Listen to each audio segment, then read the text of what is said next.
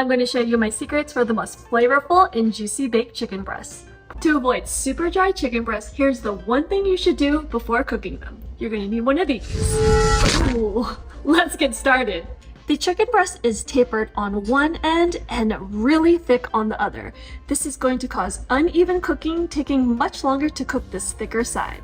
The simple solution to this issue is to pound them out into even thickness. Use a paper towel to dry the excess moisture off the surface. These pieces are about 8 to 10 ounces in size. Working one at a time, place it in a large resealable plastic bag.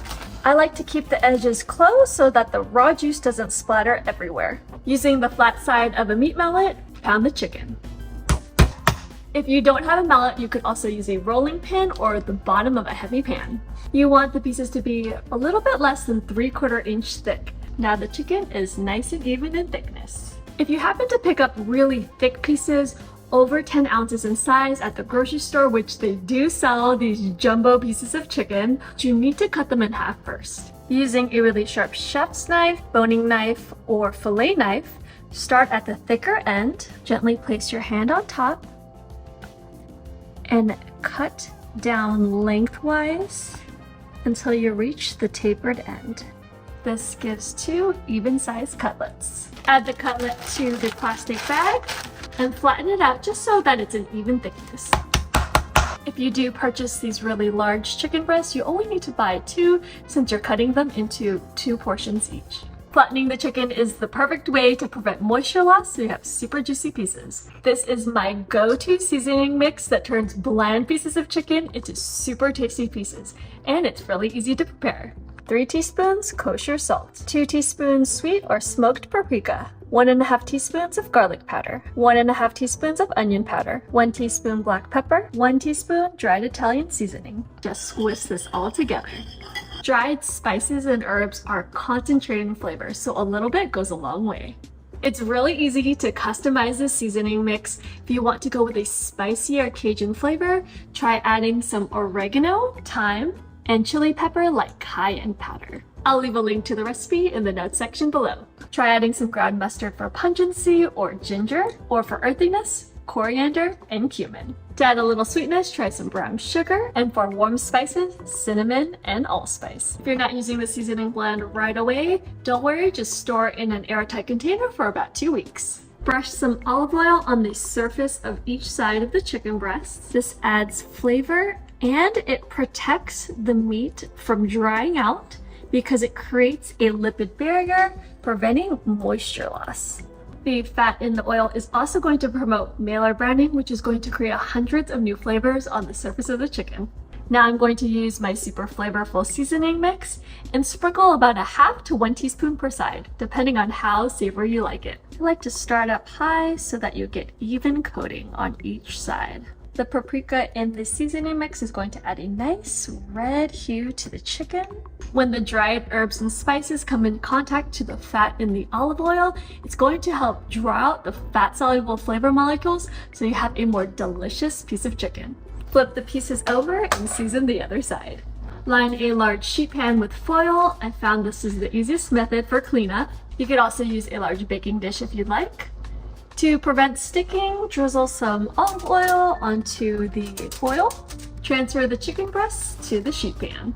Another benefit to using a baking sheet is that the shorter sides allow more air to circulate for even cooking, and it cooks it a little bit quicker. Bake the chicken at 425 degrees. Wow, the pieces look super juicy and tender. It's been baking for about 14 to 17 minutes, depending on the thickness. Now let's check for doneness. The chicken is ready when it reaches between 160 to 165 degrees. Transfer the chicken to a cutting board and let it rest for 5 minutes before slicing.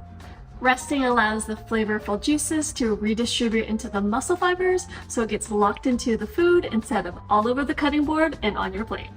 Now you can serve the chicken as is or slice it up. Sometimes chicken tastes tough and we think we overcooked it, but maybe we just weren't slicing it the right way. Here's how to do it.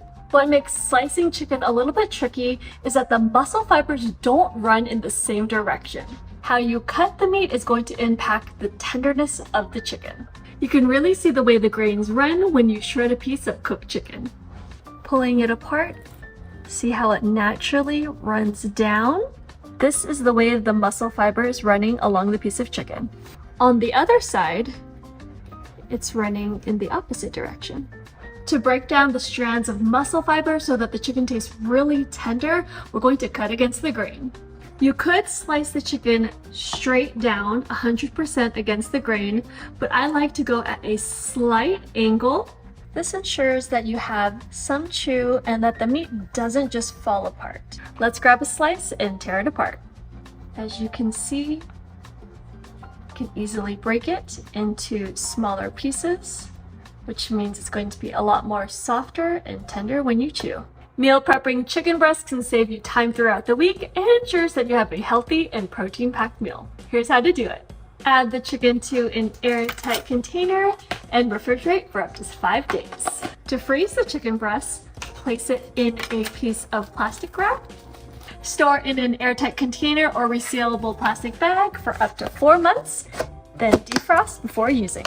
To make a complete meal that you can just grab and reheat during the week, try adding some brown rice and vegetables or mashed potatoes and green beans. I love steamed broccoli, also paired with your favorite type of rice. I have all of the recipes for the side dishes over on my website, and I'll make sure to leave a link below. You can also pair these with a side of sauce like teriyaki, barbecue, or chimichurri.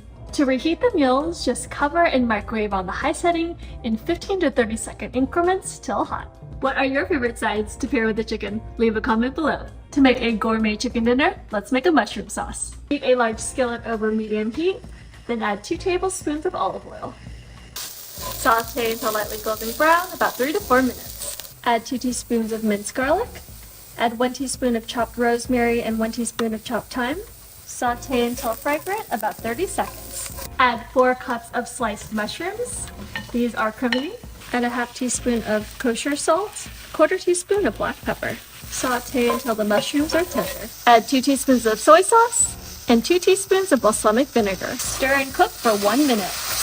Transfer the cooked mushrooms to a bowl so that we can cook the roux. Add a 1/4 cup of butter and a 1/4 cup of flour. This is going to help thicken the gravy. Whisk to combine and cook until the roux is a golden color, about 2 minutes. Gradually whisk in some unsalted chicken stock until it's nice and thick. I used about 2 cups of stock to thicken the sauce, but you can add more to thin if you'd like. Add back the mushrooms. Wow, this mushroom sauce is going to be amazing with the chicken. Let's go add it on top. Add a generous amount of the sauce on top. Dinner's ready.